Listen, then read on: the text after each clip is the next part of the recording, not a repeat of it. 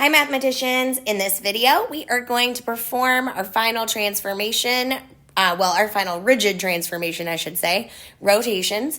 And I did something I don't normally do, which is I went ahead and filled in on your notes already some things that I hope that we should at least be a little bit familiar with before viewing these notes. So the first, I just went ahead and gave you a picture of what a rotation looks like, basically because I wanted to have room to make sure I included these other two video links, and it just kind of fit there. So we've been doing a lot of hands-on work with rotations, and so you've done a lot of stuff that looks like this using patty paper, and it's kind of a hard thing to take notes on, right? So I included here 2 videos to remind you what we did with the patty paper, with the hands-on version of these rotations. So hopefully that's going to help you to make some connections. The main point of this video is that I'm going to actually perform the transformations for you and show you more of how the coordinates work, so that when you are doing the rotations, you can use some of those patterns in the coordinates to be more assured that you're doing it right. Because I don't know about you, but I've told you guys, rotations are by far the hardest one for me personally to get down, even with a hands-on method. So hopefully showing you some of these tricks is gonna be helpful. So in the first example, the black is the pre-image.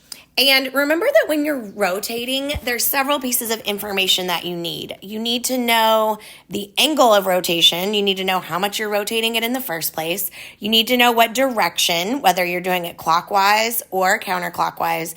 And you need to know where the center of that rotation is. And in this case, we rotated it from the origin. So we were using that as our center point. And I'll just kind of prove to you real quickly that I did in fact rotate this 90 degrees. So I'm gonna add a line. So remember what it means when you're rotating it around the origin.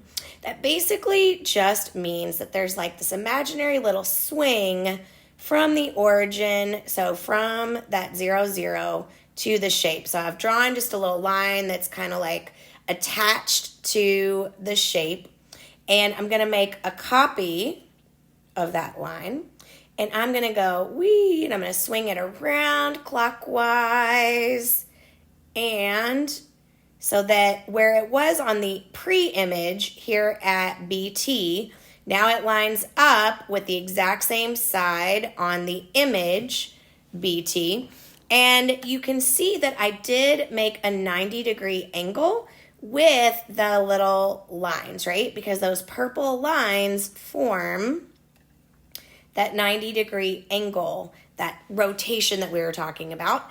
And you could see that I rotated it in a clockwise direction. So I've kind of proved to you that yes, I did it right, even though you couldn't see me with patty paper or anything. So let's see exactly what happened to the coordinates, because that's where the real magic for these happens. So here are the coordinates for the pre-image versus the image. And there's something very interesting that happens here. So you can see that, just forget about the signs for a second. Just look at the actual digits. So in the pre-image, we had a B and B prime. So we had 3 and a 5. Then it switched to a 5 and a 3. Here we had a 3 and a 1, but the G prime became a 1 and a 3. And then, of course, these were both 1s, so you can't necessarily tell that big of a difference, right? And this is actually part of the pattern that happens when you perform a rotation 90 degrees clockwise about the origin.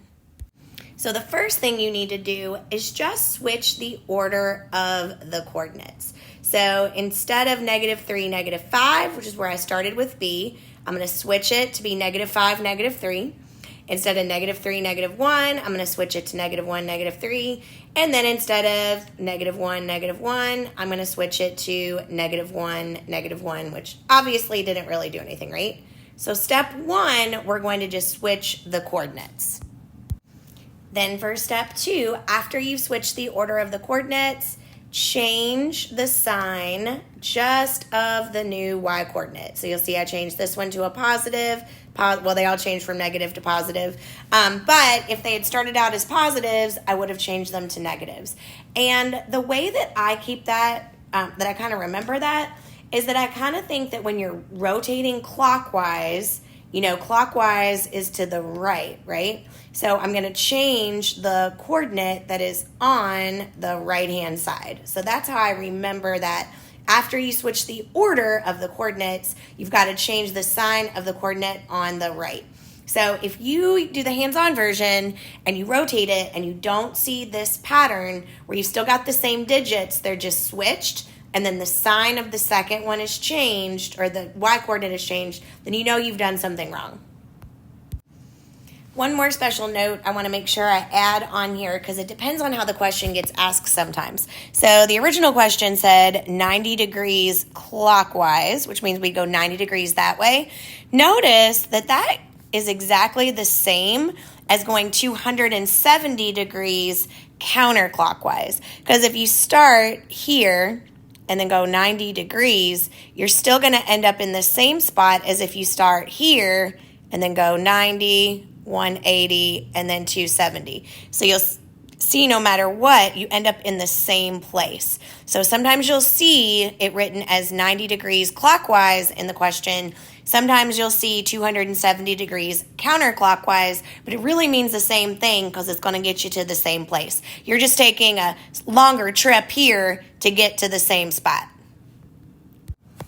So here I've taken the same one from example number 1, the same pre-image, but instead of rotating it 90 degrees clockwise, now I've rotated it 90 degrees counterclockwise. So the opposite of the way a clock goes, which is going to be in that direction. And you can see that that's exactly what happened here. There's clearly a 90-degree angle. I drew that little line for reference again between the image and, or the little swing, I guess, that makes the image and the pre-image.